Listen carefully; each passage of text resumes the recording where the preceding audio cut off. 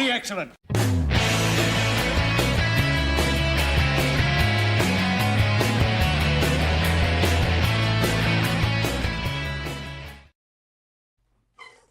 What is up, party people? Welcome to episode 44 of Perfectly Excellent, the show where you are perfect, I am excellent, and I obviously did not think that through where I was going with that. But good evening, Tim. How are you? I'm doing okay, except you just called me perfect, and I think there's a halfway I meant you.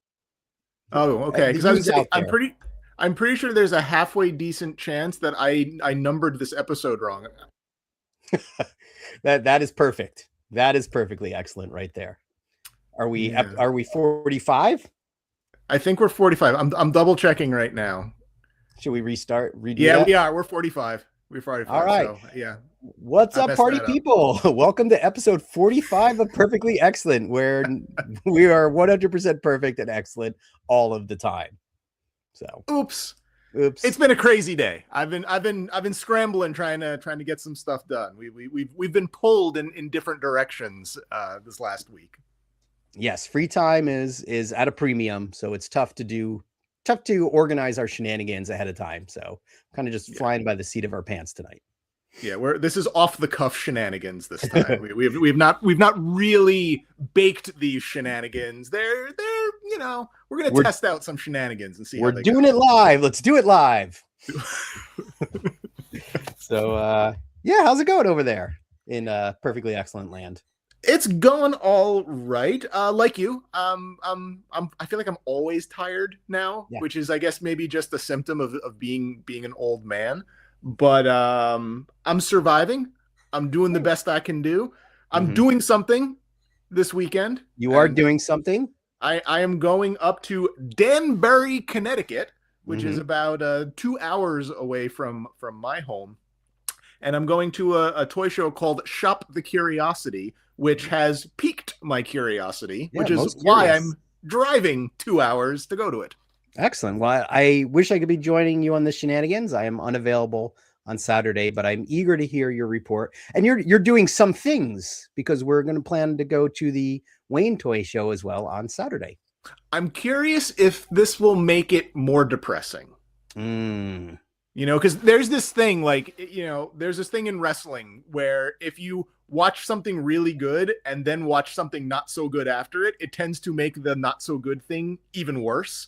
So I'm curious if that will make the Wayne Toy Show, which again always has its moments, but is also always a little sad. I'm wondering if it'll make it sadder having to compare it to a bigger show. Yeah, I'm curious. I have a feeling it may.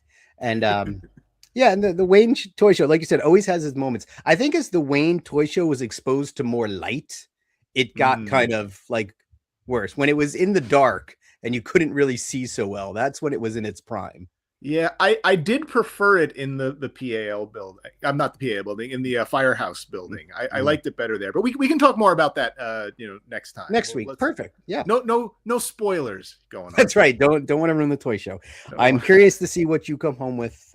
I'm curious about the curiosity. So yes, I am also curious. I'm glad you're curious about the curiosity that I have for the Shop the Curiosity toy. I'm just gonna push the button.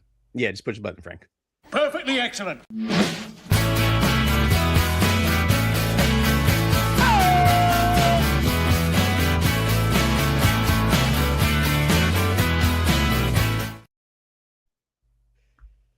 I'm in the big. I'm big. Look at me. I'm large. I'm huge.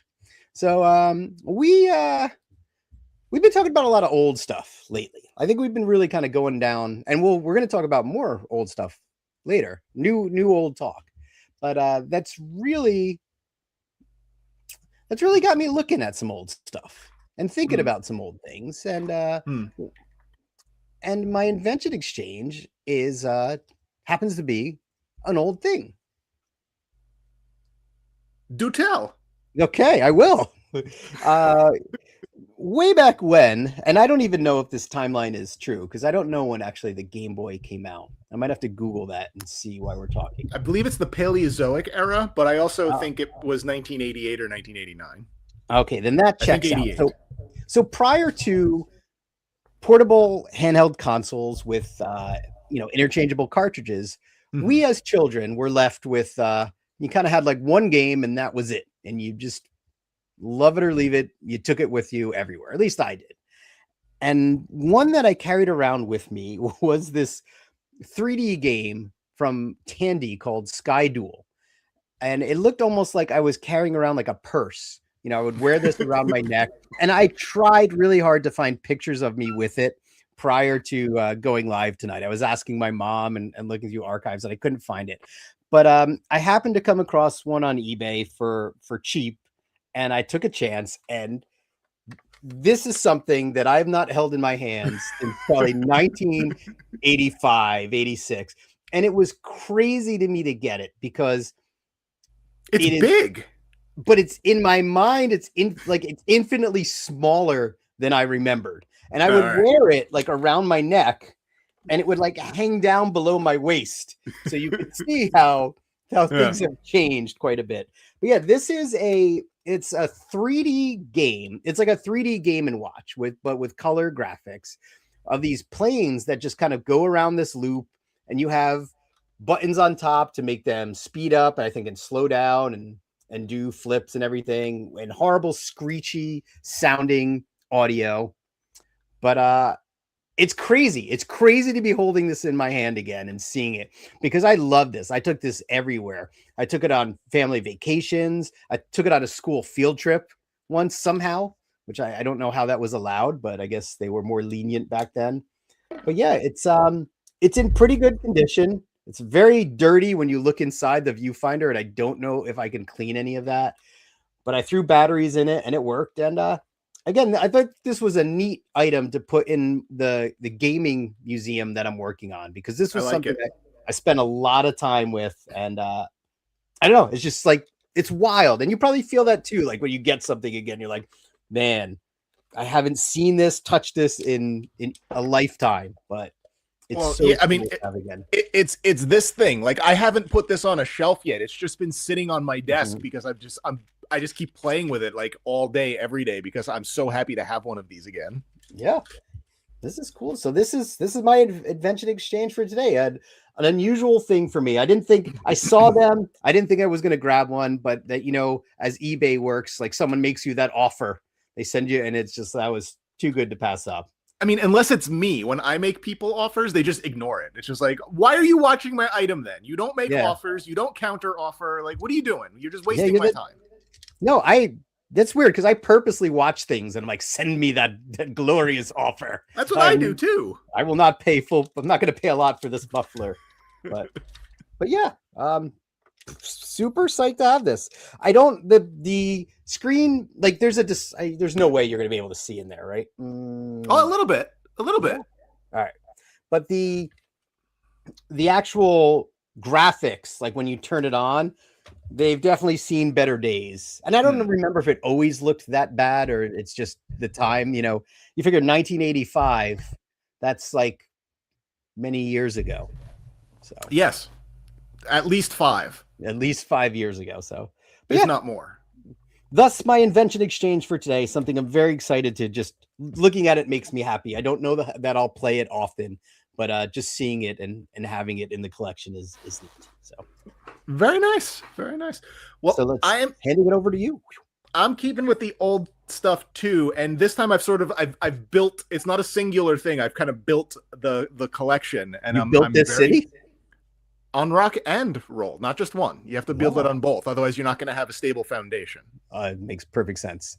So, what we got here? Oh, ooh! They just keep them going. Oh, look at that! I don't even know I ever saw that guy before. And the 3 other guys, we got the discs. They look good. So what? Oh, but wait, there's more. Ooh, whoa!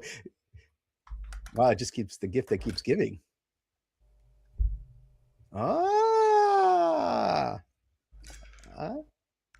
A question. You had a question before I Oh, start going. forget it. I was just waiting to see this work. Was this a singular effort or was this multiple efforts? This was absolutely not a singular effort. Okay. This was cobbled together over the course of many, many months. Buying chunks of them, taking a piece, reselling the rest, buying another thing, taking a piece, reselling the rest. The last and hardest thing to get was the second one of these rip cords. These things are impossible. These things are impossible to get. Did not survive the test of time, I'm imagining. They did not survive the hibernation, the freezing process. That's a shame. But all in all, pretty good deal for all of them, considering the stuff that I took in and the stuff I resold. The whole shebang cost me about $220. Okay, which respectable is not bad. And I got a couple of really good deals, like the red one with the ripcord and this guy with the staff. And the box to like this thing's brand new. This was never used. Everything looked really clean. I got them for $65 for a buy it now that just popped up. So it's like nice. You're in the right place in the right time for very happy to have it. I love Tron. I love the first Tron. I love these figures. I've had this itch ever since the failed HasLab. Oof. Yeah, I could see how that's more of a rash that failed. I can no longer hear you for some reason. I think that was me. I can hear you now. Oh, okay. I was gonna say the HasLab was more of a rash than an itch. So yeah. I mean, and I didn't back it, and I wouldn't have backed it because that wasn't something I was interested in. But it really made me think, like, I had the light cycle, and like I've always thought those figures were really cool looking, even though they look absolutely nothing like they're supposed to in Tron. So I'm like, I got to get those, and I've been kind of working on it ever since. And I finally put it all together, and I finally sold the last of the extras. So then I could tell the story.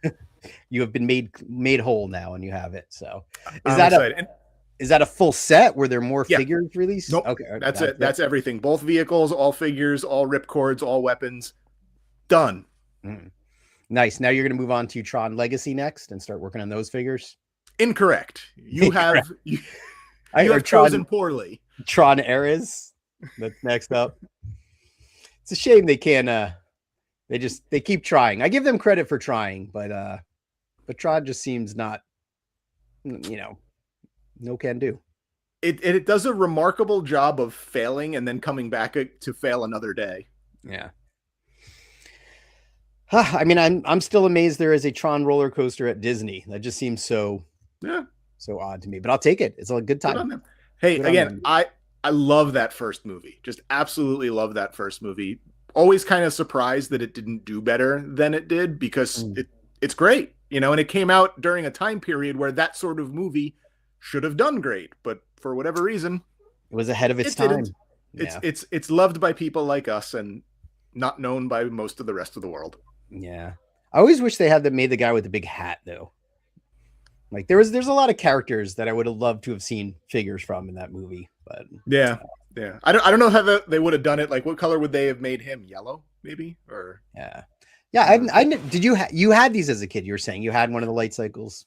I had the light cycle, but I got it. Man, I don't even know. I got it when I was like a teenager, like at a garage sale or a flea market or something like that. So we'll funny enough, we're going to talk a little bit more about like teenage collecting in a little bit as well. But it was one of those things that, I mean, I didn't pick it up as an adult, but I didn't have it when I was like a little kid playing with toys. Got it. Yeah, and I think that is a good segue into tonight's main topic, right? Do you have a thingy? Oh, I always have it. Well, yeah, I have a bumper. Okay, let's bump it. Perfectly excellent.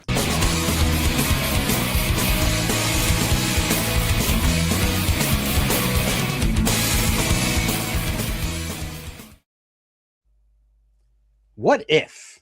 Talk to me about what if. What is what if? What are we doing here? Well, first of all, What If is the actual name of that song that was the bed music by Hootin' Three Car. So there you go, little Hootin' Three Car for everybody. I was surprised when I'm like, hey, they have a song called that.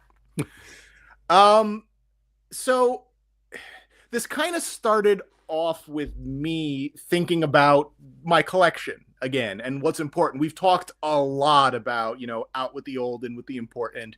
really kind of focusing on the stuff that matters, you know, not buying things just for the sake of it, but buying the important things. And as I've been buying more important things, I've just been kind of thinking about the stuff that I already have. Now, I'm through the attic stuff. Most of that is now gone. Most of that is dealt with. I've got a handful of things that are still up on eBay that haven't sold yet. They're just in a bin now. But, you know, most of that stuff is dealt with.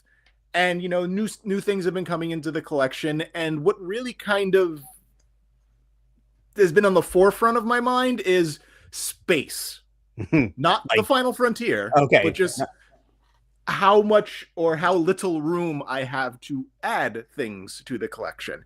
Now, over in the corner over there, you can't see it, but I have kind of like my vintage cabinets where I've kind of been putting a lot of the stuff that I've been buying recently.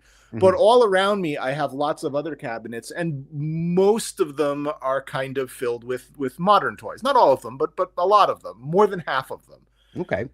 And modern, you mean you're like G.I. Joe, you're like Black Series, right? Yeah, Black Series, the Super 7 stuff, like that kind of thing. You know, modern toys from the last, let's just say 15 years. Sure.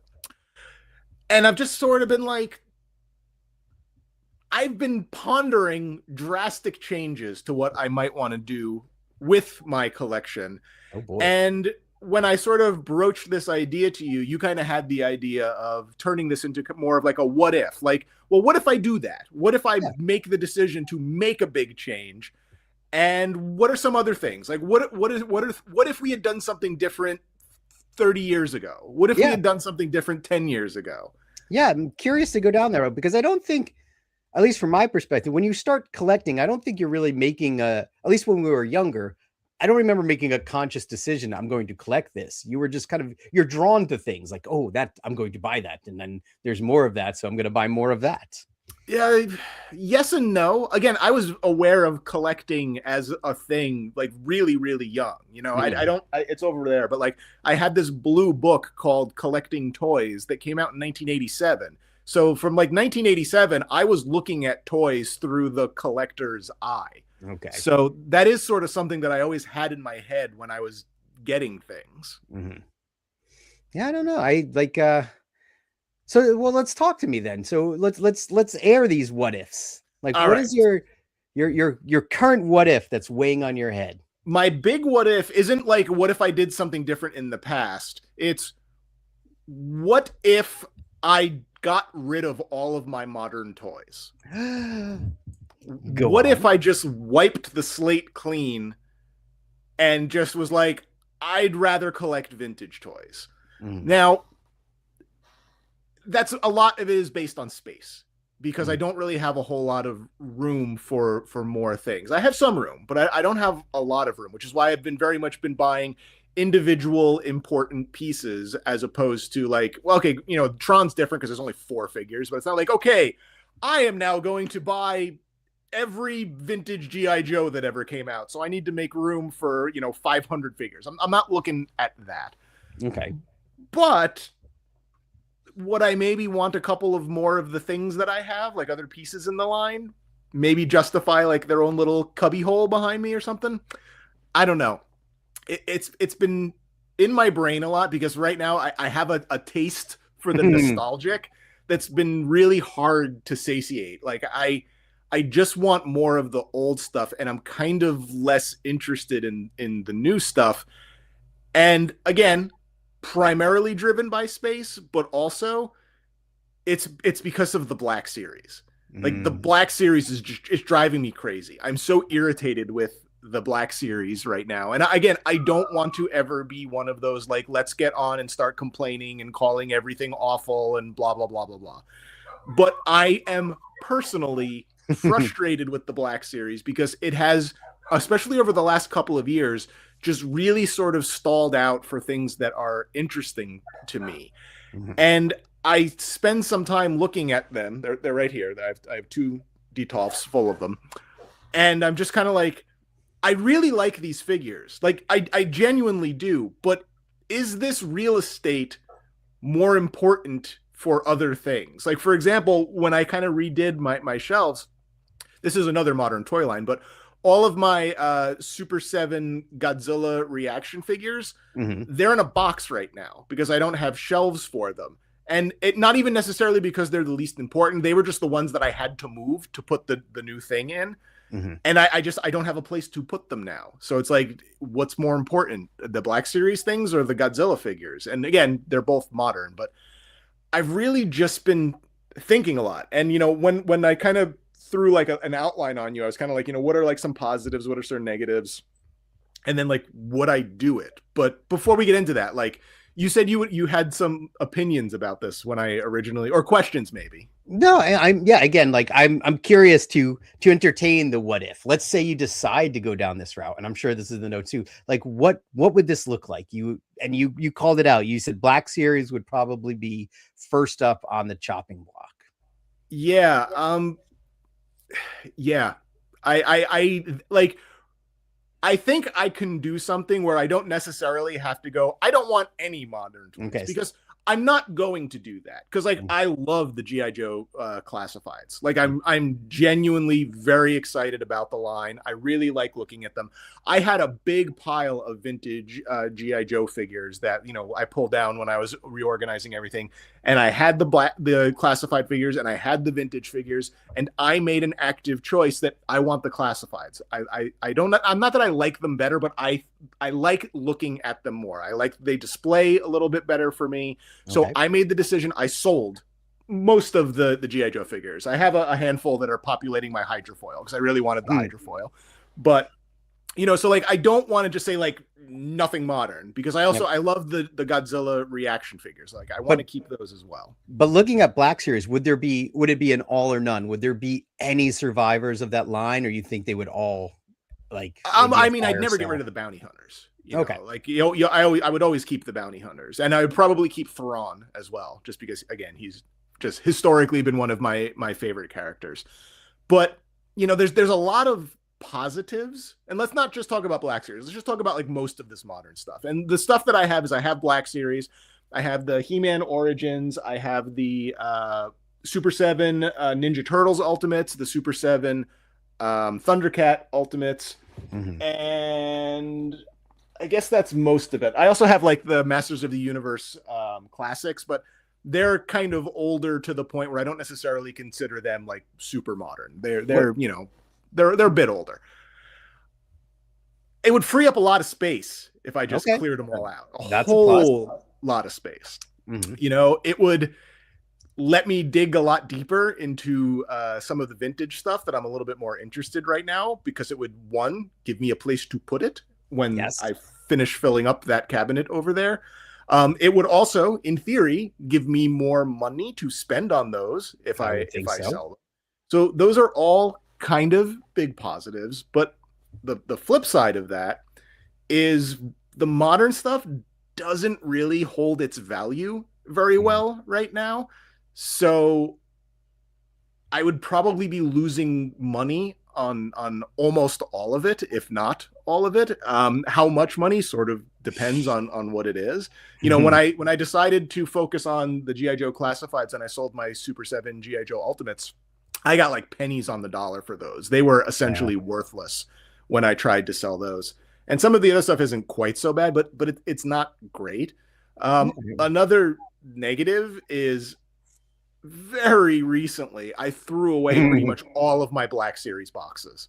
You know, I have the boxes for everything else, but I'm just like, these Black Series boxes, I like, they just take up too much room. I'm just going to get rid of them. I'm probably not selling these anytime soon. They're really not worth that much anyway. I need the space. So I recycled like, you know, however many hundred of figures that is over there. I do. And now I'm just kind of like, now I'd have to sell them like loose in baggies, as opposed to like being able to put them back in the box and getting, you know, a fraction, even less pennies would be coming in for those. So those are kind of like, that's like the positives and the negatives. And I'm kind of just like, you know, would I actually do it? Yeah. And where are you in that thought process? I don't know. I really don't know. You know, like I said, I love the classifieds. They're not going anywhere. And like the Ninja Turtles and the Thundercats, I mean, they look great. Would I rather have vintage ones? I don't know. I mean, the Thundercats vintage figures, they don't look great. They're not that. I mean, they're fun, but they're not super accurate like most toys of that era are. Sure. But like for some reason, they've always struck me as being like the least accurate of some of those old toys. And I think that's because when I was a kid, I didn't have a lot of Thundercats toys. I watched the cartoon all the time, but we only had, like, between my brother and I, we only had three. We only had Lino, Mumra, and Panthro.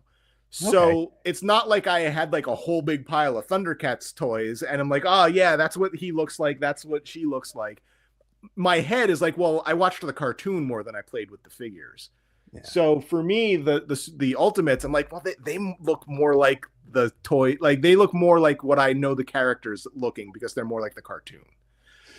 So there's that. The Ninja Turtles, I am much more familiar with the toy line for that because that was my little brother, my younger brother's favorite. So would I rather have the vintage Turtles? No, not really. I mean, there's a couple that I do want to get just because they're kind of important characters, but they're not like, you know, if I just swapped this whole, like if every figure I have, if I swapped it out with the vintage equivalent, would that make me any more happy than I am looking at these ones? I don't think so. So I don't think it's necessarily worth it.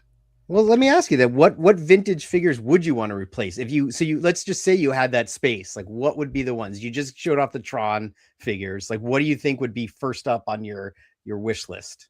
Well, that's the thing. I don't know that I would want to do like full lines. Like I'm trying to get myself out of the habit that like I have to have everything from a line to for it to exist. Like that's one of the things that I sort of frustrate myself with a little bit because it's not really necessary. But, you know, as you know, when you're a collector, some of that stuff is just embedded so deep into your DNA. It's hard to like talk yourself out of it. The more you get, the more like you need to complete it, right? Yeah. Yeah. So like, for example, if I sold all of my Super 7 Ninja Turtles and then replaced them all with the vintage Turtles of the same characters, I'm not gaining any space that way. I'm just swapping one thing out for another thing that are just kind of smaller more than now. Granted, they're worth more if that matters. What about maybe it will someday. What about from a joy factor though? You know, like when you got that, like you were happy you got the Tron figures, you got that vehicle that you showed off last week. Like what would it be from a joy factor that on the vintage side? And you kind of teased this a little bit with that slide you shared of things you're hoping to find at the Connecticut Toy Show. But yeah, and you probably saw like a lot of them were just like little one-offs. Like there's this Inspector Gadget car that it came out in '93, so I wasn't even really like a kid when that came out. But like I would love one of those. It's just really cool. But like, do I need to clear off 4 shelves worth of Ninja Turtle figures to find a home for that? Not really. But it would be lots of like kind of little things like that, important things. Maybe some bigger things. Yeah, but it makes sense. Well, because when we go to the toy shows, we barely look at anything modern. Like we're only looking at like random and vintage stuff. So yeah, it's one of those. And like I think the only figures where sometimes I think, maybe I shouldn't have bought the modern ones and maybe I should have just started buying the vintage ones are the He-Man Origins, which again, 2 shelves. That's why I'm doing that.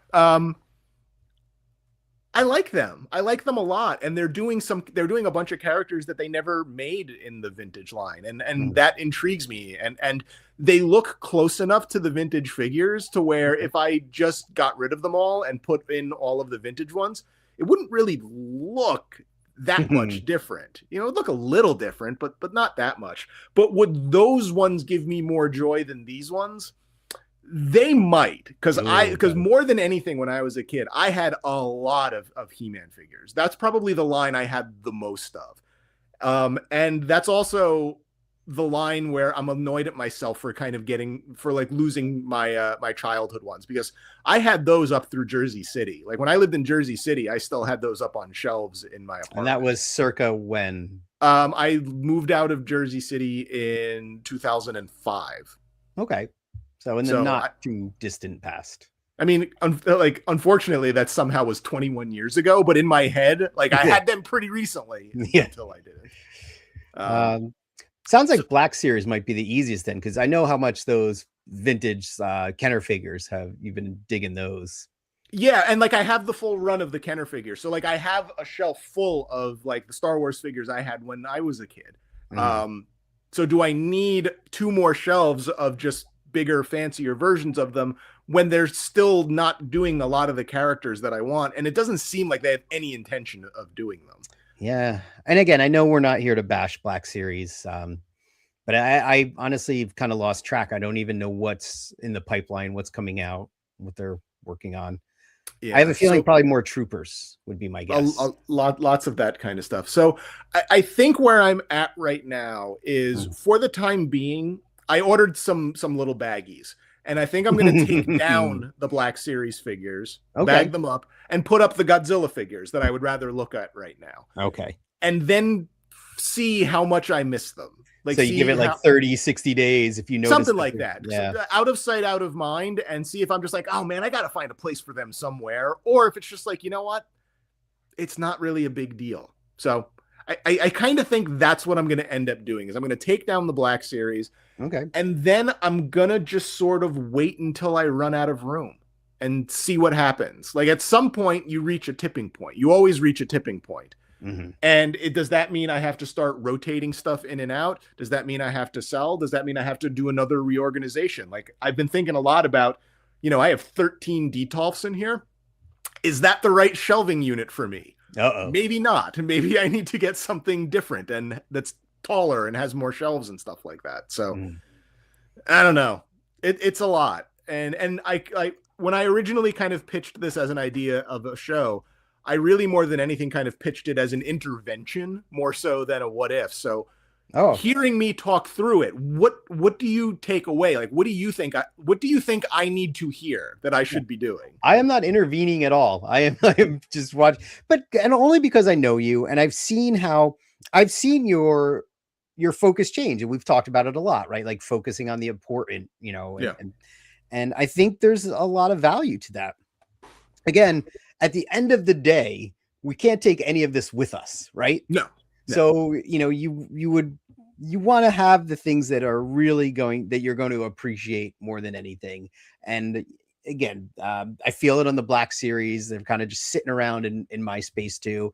I don't really do anything with them. I'm chasing things for different reasons, but I'm certainly not going to intervene. I think you're on a smart path, but you collect a lot more lines than I do. So you've definitely got some reasoning to do and some deep soul searching to figure out like what of that maintains and, you know, where you go from there. Yeah, because again, I love the G.I. Joe Classified. And the good thing about G.I. Joe Classified is that I have the vast majority of the figures that I'm most interested in. They've done most of the early figures, aside from a lot of the vehicle drivers they haven't gotten to yet.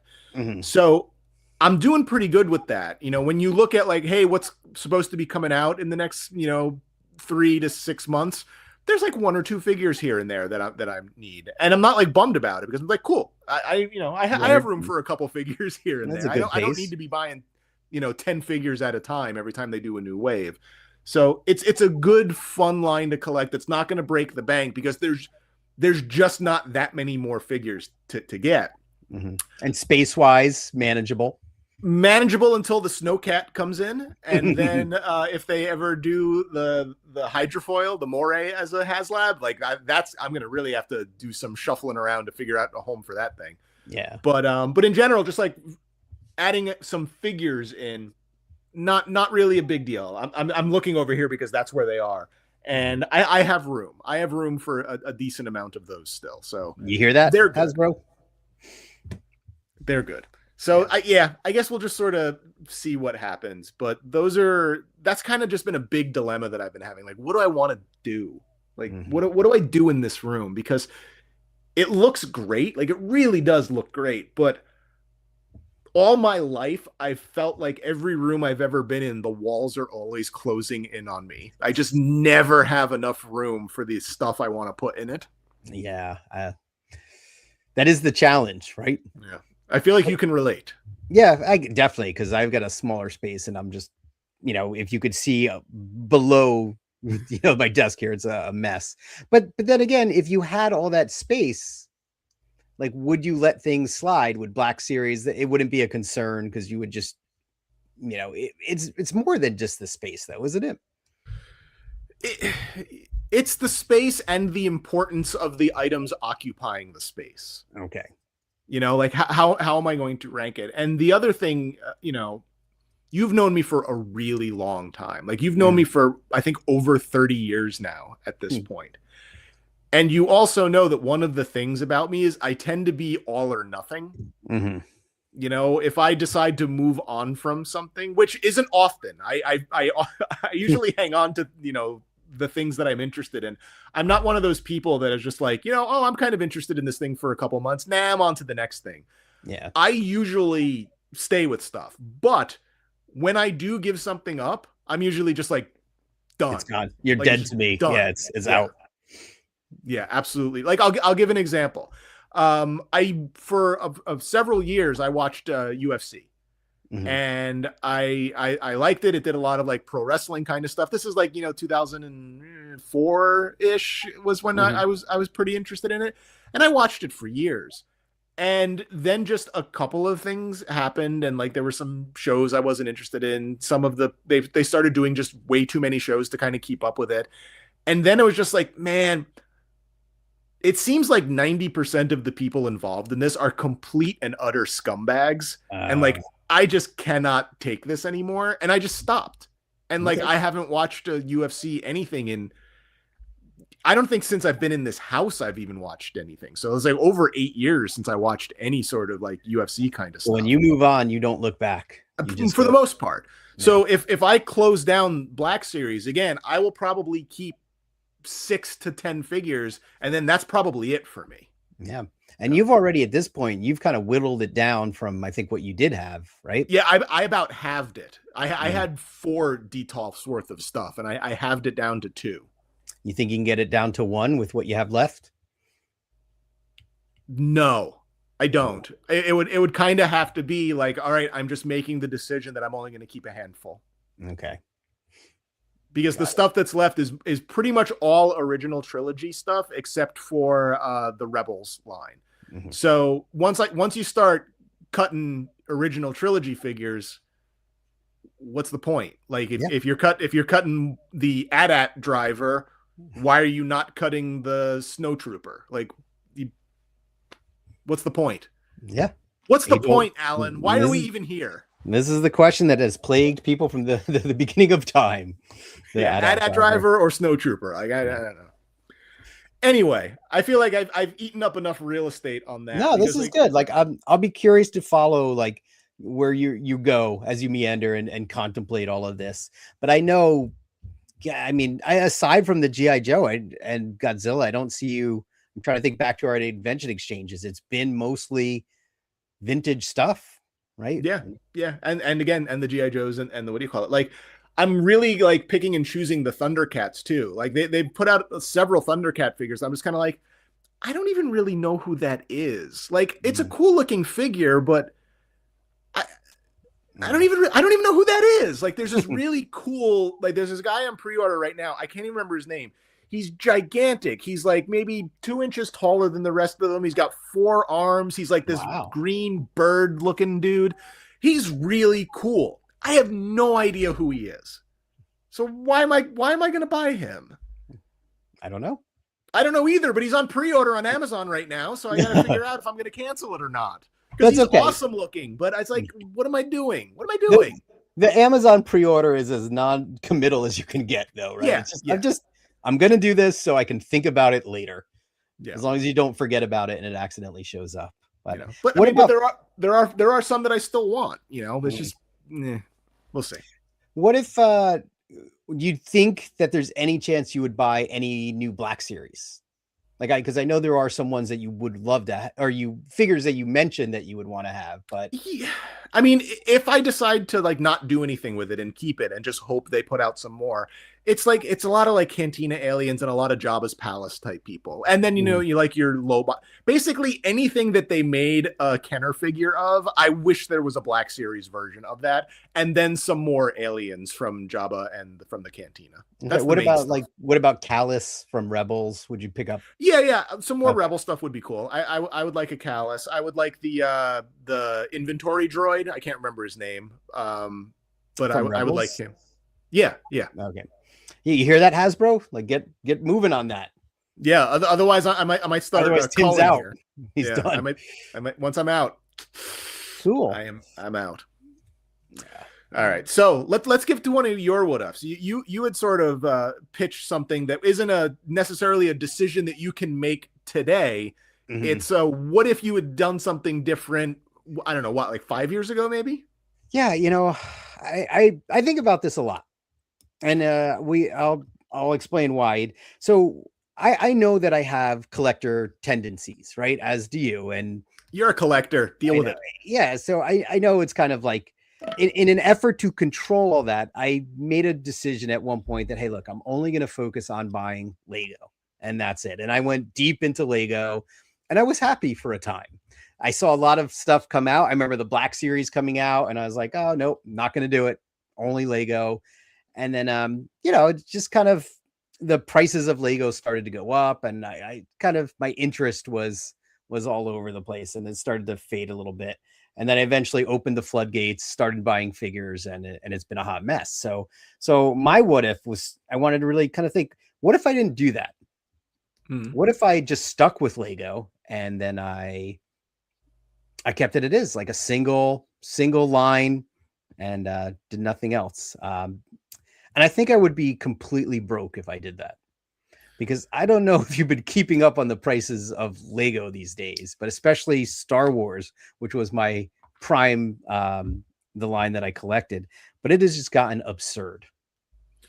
They're expensive. The other thing that I wonder is, would you be any happier had you done that? Because Legos do not take up an insignificant amount of space. No. So would it just end up being that rather than having bins of figures, you just have bins of Lego boxes full of unassembled Lego bits? Which I'll have to come clean and admit, I do.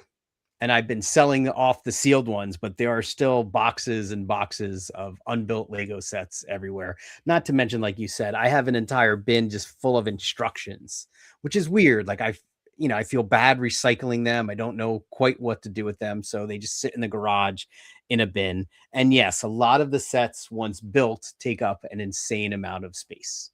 So, and there's a lot that I'm still trying to figure out how to unload the built sets and all of the loose bricks that I have that are just all over the house, like just containers and containers of loose bricks that I would use to build sets and things. Okay.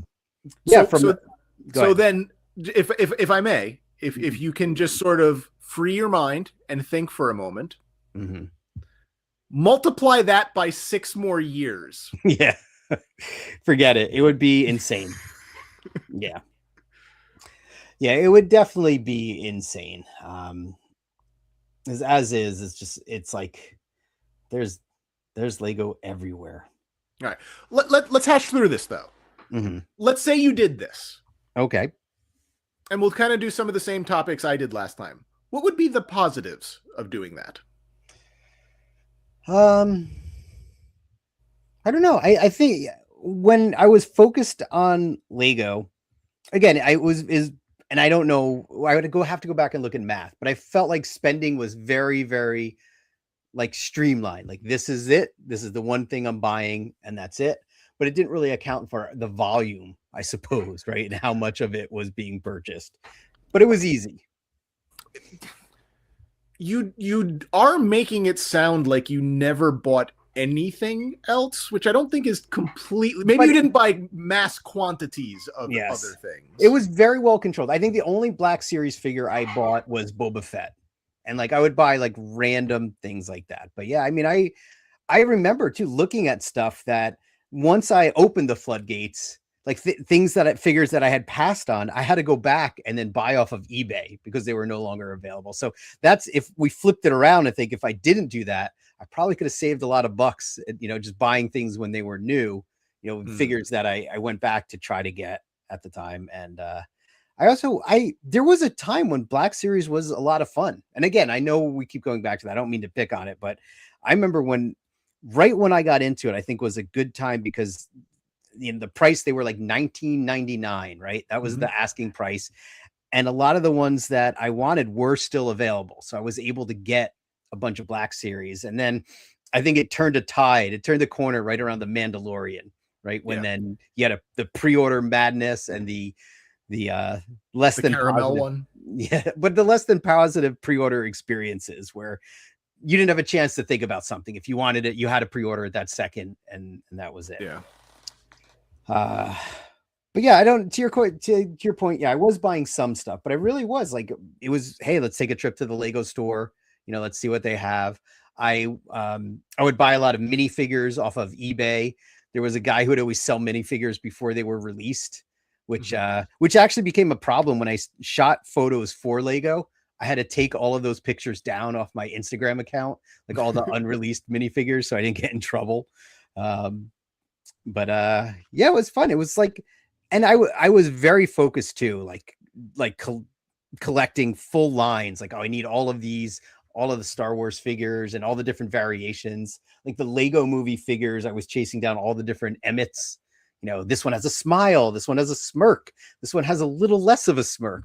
So I was probably, when I was focused on just Lego, like all of that focus was, almost surgically, like that I had to get everything, where when I opened that up, I didn't feel that quite as much anymore since I was able to pick and choose. So, and then, of course, we need to say what would be the negatives of if you had done that. And I have one very specific question that I want to ask, but I want to just sort of just generally first, had you done that, what do you think some of the negatives of doing that would have been? Yeah, I think the one of the biggest negatives is just the cost. Now, I can't say that I didn't I didn't match that cost with other figures, but again, the prices of Lego sets over the years just started, and especially Star Wars, Marvel, any of the licensed set just kept going up and up. Like the cost per brick when you looked at those sets made 0 cents. So the negatives would have been, it would have just, it would have cost me a fortune to kind of keep up on all the sets that I wanted to get. And granted, I could scale back, but who does that, right? Yeah, I don't even know what that means. Exactly. But yeah, it got to the point where even now, like I when I made my list, when you and I talked about like how we purchase things going forward, like Lego is on the no buy list for me completely. And there's some sets that I saw that, those are really cool, I would love to get those, but I'm like, nope, I just will not buy any more Lego sets at all these days. No. All right. So the specific question, and it's not even like, this is a negative, have you thought about it? It's a question because I'm not really sure of the answer to. And this sort of kind of dips into your second topic if we actually get to our second topics, because we've actually talked quite a bit already. Oh yeah, time is running. Do you think that if you had stuck with Lego, it would have affected your growth as a photographer? Oh, yeah, that's a great question. And I think no. My first instinct was to say absolutely, but I think that's maybe not. I don't know if it would have affected my growth specifically as a photographer, now that I think about this for a second. But I will say, when I was shooting Lego, and Lego has very specific guidelines too when you work for them, that all elements have to be Lego. You can't use sand for whatever reason. I think that was one of the weird specific things they had. And I hate sand. Yes, it's everywhere. But I built, like brick built all of the sets.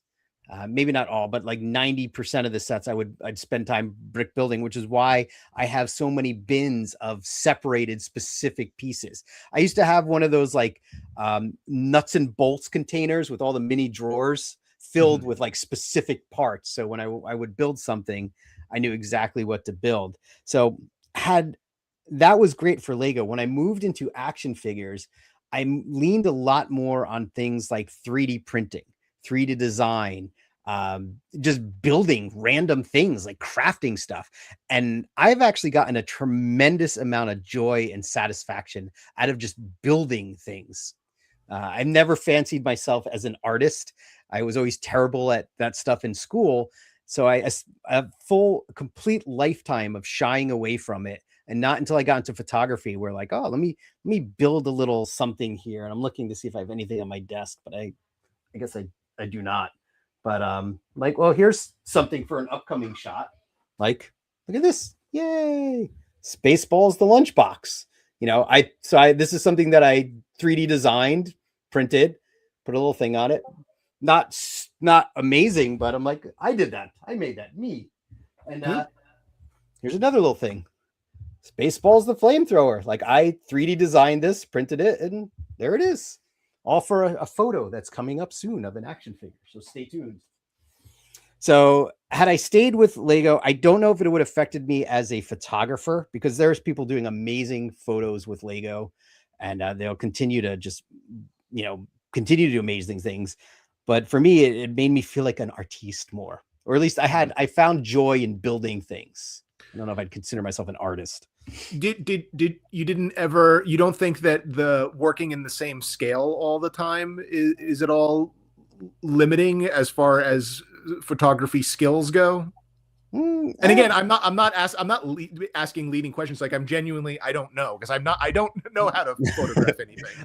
I will say, when you move from Lego to action figures, obviously everything gets bigger, right? Your sets get bigger, your scenes get bigger, which means your approach changes. You might not be able to use the same lenses that you used, or the same tricks, certainly that was a big learning experience for me. So yeah, I see your point. Like, I definitely had to adapt.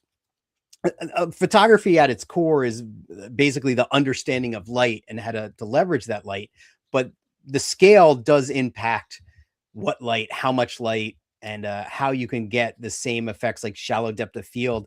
It's easier when you're shooting smaller, like in macro, versus when you're shooting bigger. It presents different challenges. So, okay, I see your point. Maybe, switching to different things. Maybe I did learn how to adapt skills and stuff like that. But I also found okay. Do you think you have more tools in your pocket now? Possibly. When I was shooting Lego, I was using flashlights and very, very minimal kit. And I don't know if you can see, you probably can't see behind me, but now there's a table with poles mounted to it, arms reaching out. Like, you don't need any of that. Like, photography can be very, very minimalist, but it certainly helps, or at least helped me. Like, maybe there's people that are more talented than I am, so I lean on the gear pretty heavily. But and it was fun. I think of people that shoot Hot Toys, and man, I don't know. I can't imagine how you work at that scale, because that is just way too big. That's large. It is large, but again, Lego definitely was a lot easier for me. Less mess. It didn't take up as much space as trying to build a scene here, because again, you need more. I mean, need is in photography is a whatever word, but I typically want to see more depth in the background. I want my background to be further away. So you need more space. So more space. It comes back to space. Always comes back to never having enough room to do the things that you need to do. Yeah. But the one good thing I think about moving away from Lego, and Lego covered a lot of different licenses and things like that. But oh boys, there are more stuff out there than what Lego has licensed and released. Even, I mean, there's people that are doing really cool custom figures that are just things like alien Lego figures and things like that. But once I got into toys, like, it was really amazing to start picking up some just things that were just never going to make it into the Lego space. I guess I should say Lego's done Zelda and Mario. So I guess I can never say never these days. Yeah, but like, I maybe they've done it and I just don't know about it. But like, I can't see them doing Tron Legos, for example. They have. They have done it. So there you go. You know what? I don't know if I sold mine or not. They're probably in a box somewhere. But yeah, they did. I think it was a 2, but it was Tron Legacy, so it was not. Well, that doesn't count. Yeah, that doesn't count. They did release 2 light cycles and maybe 2 minifigures. I don't quite recall.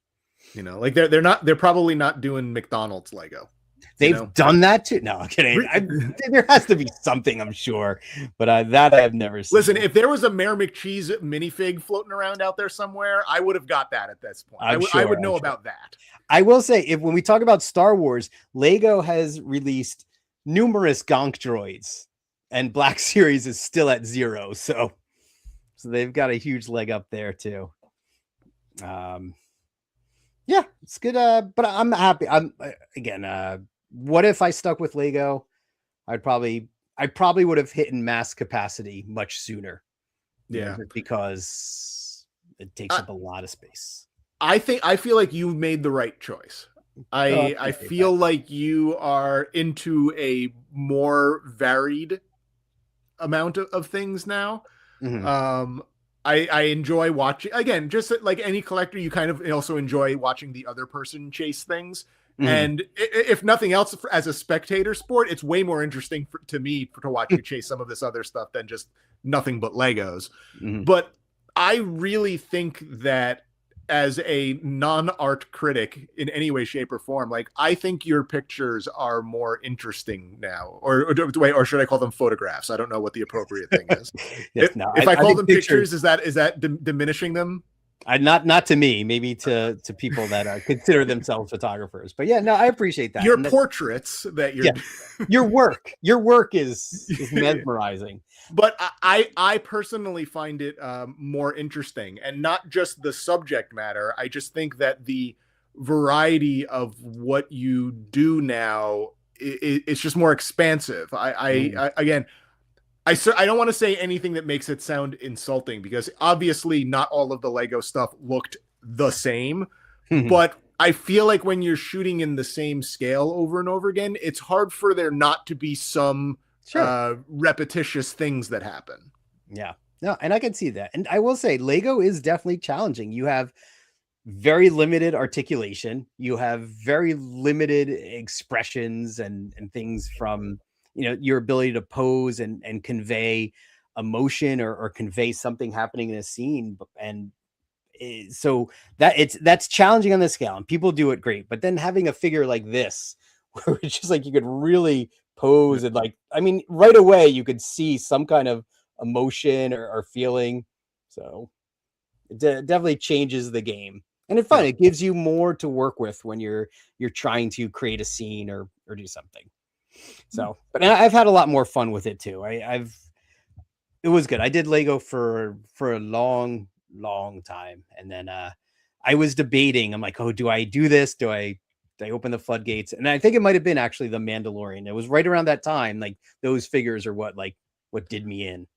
Yeah, I also, and I'll sort of maybe take a little of the blame, maybe not credit, but like when I started getting into the Black Series figures, which was really not that long before you started going after them too, I think seeing me with a bunch of them and chasing them and whatever, I feel like that had some sort of influence on it. It definitely did. Like, again, I still feel like those first few series were ugly. Like this, the like Luke Skywalker. I remember looking at that one figure, so that helped me stay on the sidelines. But then figures like the Mandalorian, that first one looked great. Even the caramel one, even though he got brand new armor in the first episode, and we were all just like, what? Like, that was amazing. Yeah. What are they going to do next? Blow up his ship after the HasLab? Oh, that was amazing. So amazing. I can't believe they did any of that. I mean, the armor was the funniest thing, though, because that was episode 1, right? It's just like... The funny thing is I still prefer that armor. Like, I like that look better. Yeah, I do think it looks great. I don't know, I like it all. Like, again, Mando's good. We have ordered tickets. We're gonna go see that movie opening night. Yeah, I feel like we should do a show where we talk about, like, maybe what are our expectations? What do we hope to get out of it, and then see what we end up with. I am concerned. You want to pre and post game it? Yeah, I'm thinking about it. Or maybe we just do the pre-game. We could record that while we're sitting there waiting or something, and then in the parking lot. Yeah, I will say I just want it to be good. That's all. Yeah. I want to have a good time, and my tolerance for that is extremely high or low. I don't know what the right thing is. Like, I have much tolerance. I'm ready for whatever. I'm ready for the one-liners or whatever silliness they want to do. I just want it to be fun. I'm very, very lenient. Just, it'll be tough to ruin it for me, but I there is always that chance. There's always that chance. And again, I'm also pretty forgiving with most Star Wars. Again, like I still cannot stomach the prequels. Like, I don't care what all of this revisionist history that now those were actually good. Like, I don't understand that at all. Like, I still think those 3 movies are pretty atrocious. But other than those and Rise of Skywalker, I like pretty much everything else they've ever done. Yeah, I've mellowed out in my old age. I think I was much angrier as a youth about things, but now I'm happy to enjoy them. Again, the prequels, yes, the prequels stand in a place of their own. As historical documents, though, they're really alarming, but we'll see where that takes us. But yeah, again, I just want to be a fan. Like, I want to enjoy Star Wars. So keep Star Warsing us. And, you know, we've got Maul now, and I just don't know what's next. Like, is this it for The Mandalorian?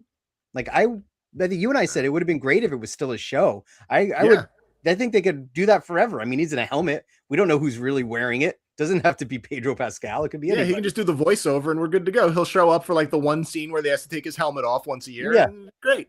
Film all of those scenes now and just use them over the next decade of him just taking off his helmet. But I've really been trying to avoid the trailers, but everywhere I look, it's in my Instagram feed now. It's just all over the place. So the real question though is, how many different popcorn buckets do you plan on buying? I didn't see any that I wanted to get. How about you? I do not. Again, like, you coming from the Disney world, I think you understand the popcorn bucket thing more than I do. Mm-hmm. I don't get the popcorn buckets because most of them can't hold popcorn, which seems to be an odd thing for a popcorn bucket to not be able to do. Yeah. I don't get it. I know it's like a souvenir more than anything else, but why it has turned into this big crazy thing that people like. The He-Man movie that's coming out, I think there's like 6 different popcorn buckets that are coming out. And there's a sipper too. There's like a sword sipper. Yeah, like a full-size sword that you fill with soda and then you know what? Maybe the handle. We should do an experiment. We should go see He-Man and we should go full in. Like, we'll get the sipper, we'll get the swords, we'll get the popcorn, but actually use them, because I don't know that anybody, like you said, I don't know people actually use them, but we should fill ours with soda, fill ours with popcorn, and watch a movie like true fans with souvenirs. Man, I have no, like, I'm very excited, as we talked about a couple weeks ago. Like, I'm really excited about the He-Man movie. I'm eager to go see that. I do not care about any of the stupid popcorn buckets or merch or any of that. I'm not even going to be getting the toys from the line because I have my focus. I'm going to just stick with my focus and see where it goes. If they put that pretzel in a He-Man sword, like, if I could just eat it off the sword, I think I might. What if they just craft it into a He-Man sword? Oh, you telling me you would not buy that? That would be a definite. You just eat it. Yeah, that's fine. Yes, cool. So, all right. Well, here's the big question. Like, I have like 3 pages worth of notes for other stuff that we were talking about. What ifs? Do we want to even attempt to go after any of them? We've been going an hour. I don't know. You've mentally taxed me on this Lego stuff. I wasn't really thinking this through when I put that on the outline, and it's been a decision that's been so far gone that I can't imagine. Like you said, I can't imagine not having gone down the road. The only thing I wish possibly on the Lego, like I said, is I wish I made that decision sooner. I could have saved myself some headaches. Then rather than do some of the other what if topics. Okay. I'd like to wrap it up with 2 things, and we can pick like a couple of examples if we have them. Sure. But I'd like to each of us say, like, what's a regret something that we wish we had done differently, Ooh. and then what's something that we are grateful we did do. A regret. It's better to regret something you have done than something you haven't done. And if you see your mother this weekend, be sure and tell her, Satan. What is that? Was that Butthole Surfers? God, who was that? That was like so bizarre. I don't know what that was from. So regrets. I don't know. Do you have anything that comes to mind? I wrote down a couple of things, but I think the one that I'll say is that I've been collecting toys specifically for the purpose of collecting them since, as I mentioned before, since about like 1987. Mm-hmm. I was really kind of ahead of the curve with a lot of that stuff. But I was also only 10. So it's not like I had like a ton of income or anything to sort of put towards it. Mm-hmm. But I really wish that I had maybe pursued it a little more seriously in the early days. Yes. Like I wish I had pursued toy collecting, not like as like a career or anything like that, but I wish I had done a little bit more to get at things when they were cheaper. When they obviously. were garage sale stuff, yeah. I mean, I got a lot of Star Wars stuff at garage sales, but like I didn't really ever pursue other stuff in that way, the same way. And I think a lot of it is because, you know, I spent like, you know, 87 through like, you know, 1990, 91, just Star Wars, buy everything I can, flea markets, garage sales, toy shit, like everything. I got to get my hands on it. But it was all like cheap because I didn't have any money. I wasn't buying carded figures or anything like that. But I think that I very much got distracted by music in the early 90s. You and me both, yeah. I veered away from that stuff to the point where at points I was like trading things to you, like trading toys to you for other records that I wanted, which aren't things that I regret necessarily, but I do sort of wish I had done that differently. I wish I had been a little more purposeful in how I was collecting when I was younger, because I knew what was going on, and then I just sort of chose to ignore it until many years later where everything got much more expensive. So I'll put that as my regret. I kind of wish I had done that a little differently when I was younger and stuff was a little different to get your hands on in the 90s. That makes sense. Yeah, I could see that. And like, again, I think you and I both had different origin stories with collecting. Like I wasn't thinking of collecting. I was just, oh, here's some stuff. I would always buy like the Star Wars soundtrack, but I didn't think of it as collecting it. I think I just felt compelled to own every single copy of it ever in existence. And despite having like a box, I would still buy more and more. And even the record store I worked at the time, anytime used copies came in, they were hidden from me because the store owner knew that I was going to buy it and take it. But yeah, I when I think about regrets, like the first thing that comes to mind for me is I regret selling stuff, and not so much the toy stuff, but I regret the video games. Like I don't know what was really going through my head at the time, like trading in all of those Nintendo Power magazines to get a import DS Lite made sense at the time, and it was probably the smart move because God, I would have been carrying around those tubs of those magazines to this day. But I had draws, like a drawer full of old NES games and television games. I had a lot of stuff that I should have saved some of it, or really thought like what was important before I just went and sold it all. And I probably let it go for a song at the time when I did. I had a Nintendo Entertainment System, the original with Rob and the light gun in box, like perfect. And we saw, I think it was like, I don't know, it was $1,700 when we saw it at ZoloCon or something. Yeah.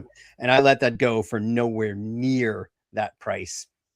My Virtual Boy, I wish and like you were talking about with records and toys, I think my heart was in a different spot at the time. I was playing more modern games and I was interested in that at the time. So I let that stuff go. So that's one regret for me, is I wish I could have had the foresight to say like, hey, maybe hang on to this stuff, for a bit. Yeah. I don't want to get too into it, but like I had a whole other thing here about having to unload all of the stuff that was stored at my grandparents' house in a way that was Yeah. not becoming of what I should have done with that. That's a big regret. That's probably a whole other show that we can do at some point talking through that. But Mhm. yeah, getting rid of stuff either at the wrong time, getting rid of it, period, or getting rid of it the wrong way. I have a lot of regrets with some of that stuff. Yeah. Yeah. All right, but let's end it on the positive. What is something that you're grateful for? That either you did it the right way or you like the timing was really good. What's something that you're like, yeah, like I nailed that one. Thank goodness, because if I hadn't done that, then it would have been much more expensive or problematic or whatever. That is an interesting one. The only thing I could really think, and it's not like I consciously figured this out. I'm glad I found my groove eventually. And now I feel like I'm at a good point where I know the figure lines that I like, and I know what's worth it and what's not worth it. At least to me, like, everyone can always debate that.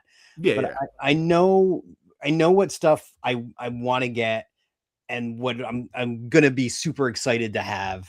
And it's like SH Figure Arts. I was kind of late to the game with those figures, but I absolutely love those figures. And it's they do Star Wars, they do Spider-Man figures, they do a lot of stuff, but I know that's going to be like that. I'm going to get a lot of mileage out of that. So I feel really good that the spot I'm in right now with what I collect, what I buy, maybe still, there's still room for improvement to maybe tone down the and keep it focused. And I think, having this show has been kind of therapeutic for me, where I've been able to make that list and I'm like, all right, I'm only going to focus on these things.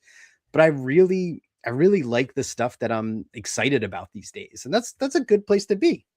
Very much So, so. No, that's yeah. that's a good one. And I feel that too. I feel like lately, since I've been redoing things in the room and whatever, I've sort of found that groove as well. You, me, and Stella, we've all got our grooves back. So that's a good thing. That's in good company. The thing that I'm grateful for, I think, is sort of like I'm really happy that I amassed a complete collection of food fighters, wheeled warriors, and battle beasts and laser beasts when I did. Okay. Because I got most of those like between 10 and 13 years ago.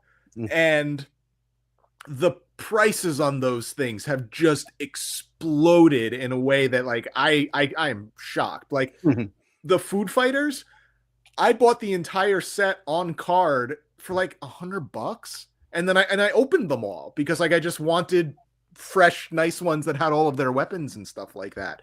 The prices I see those things go for now, like loose, complete, and on the card still, it's crazy. Like I can't believe that I got those for as cheap as I did, considering what they're worth now, because they weren't a line that anyone really cared about like when I got them. So it's just weird how that all of a sudden just yeah. So that's like the battle beasts and the laser beasts. Don't get me wrong, I paid good money for some of those Japanese only laser beasts, but even the figures that I paid the most for were like $300, and a lot of those sell for like $1,000 now. That's crazy. And again, that was only like 10 years ago. So it's wild to me how expensive a lot of that stuff has gotten. And wheeled warriors, don't even get me started. I was buying like buckets full of them to get all of the pieces that I need. And then, again, doing that thing where I amass stuff, make a complete one, push it along. Yep. But when I was doing that, like it was nothing, like they were nothing. Nobody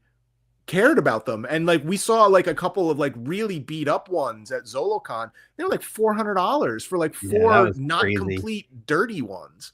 So I feel very lucky because like again, the reason why I got those lines so long ago is those were the ones I really wanted. Like those were the important lines to me to collect. And I'm very grateful that I did it when I did, because I would absolutely not be able to afford, especially the laser beast. I would not be able to afford that now. But it does make sense, because how long ago? You're saying 10 years ago or even more? To 10 to 15, yeah.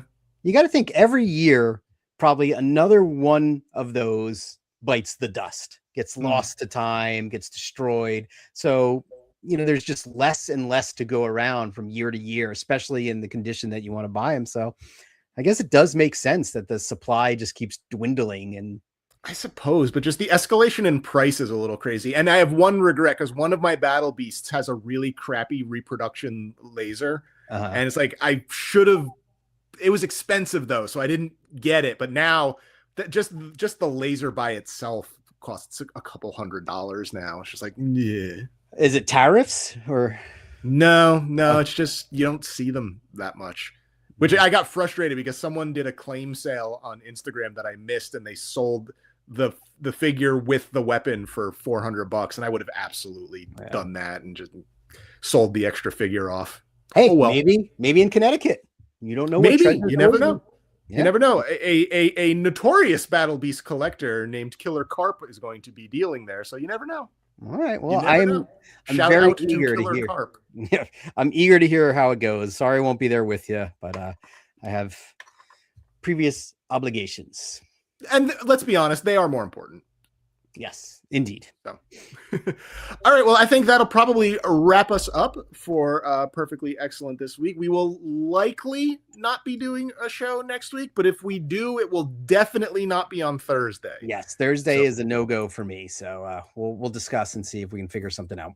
We'll keep it going. I'd like to try to find a way to do it because we'll have 2 toy shows that we're fresh off of that I think would be fun to talk about, but we're gonna have to figure that out. So we'll keep everybody posted. And hey, as I'm playing with things on my desk, you might need this for your Tron collection.